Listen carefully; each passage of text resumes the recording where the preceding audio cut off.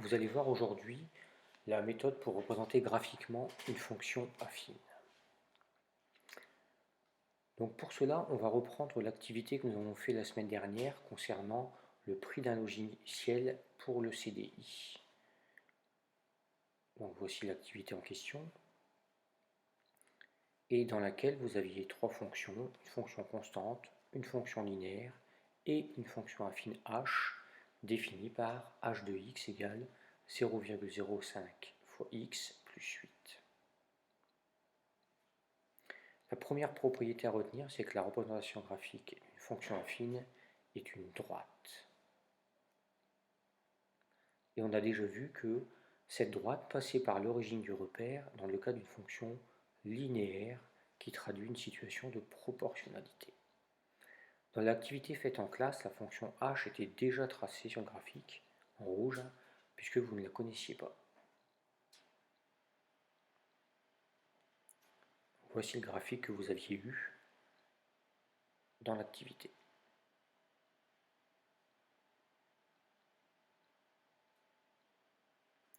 Donc de la même façon que pour les fonctions linéaires, pour construire une fonction affine, on commence par dresser un tableau de valeurs.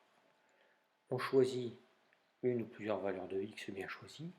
Ici, prenons x égale 0. L'image de 0, c'est 8. On choisit comme deuxième valeur, par exemple, 100. Pourquoi 100? Parce que vous allez voir que l'image de 100 est un nombre entier, facile à calculer. On trouve 13. Cela va nous permettre de placer deux points dans le repère, comme c'est ici présenté.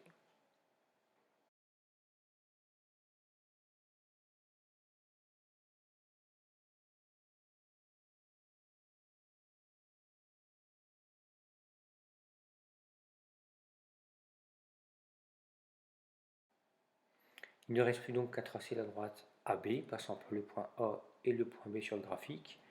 Pour notre activité, il s'agissait d'une demi-droite, puisqu'on ne pouvait pas prendre de valeur négative pour les abscisses. Alors, qu'est-ce que c'est que l'ordonnée à l'origine? C'est le coefficient B dans l'écriture de la fonction affine a fois x plus b. Dans notre exemple, le coefficient b est égal à 8.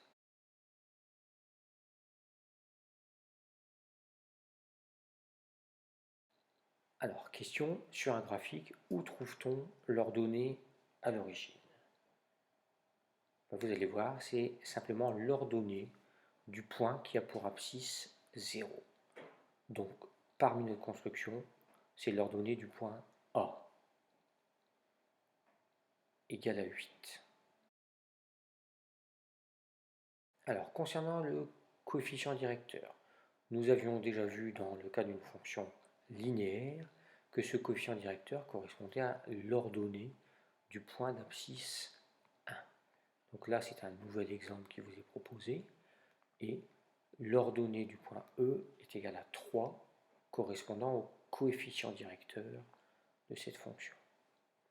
On peut aussi le lire, ce coefficient, comme la variation des ordonnées lorsque les abscisses augmentent de 1. Ici, la variation des ordonnées, c'est 3, pour passer du point E au point F. De la même façon, on obtient le coefficient directeur égal à 3. On utilise à nouveau cette méthode pour lire le coefficient directeur sur la représentation graphique d'une fonction affine. Alors regardons entre le point A et le point B.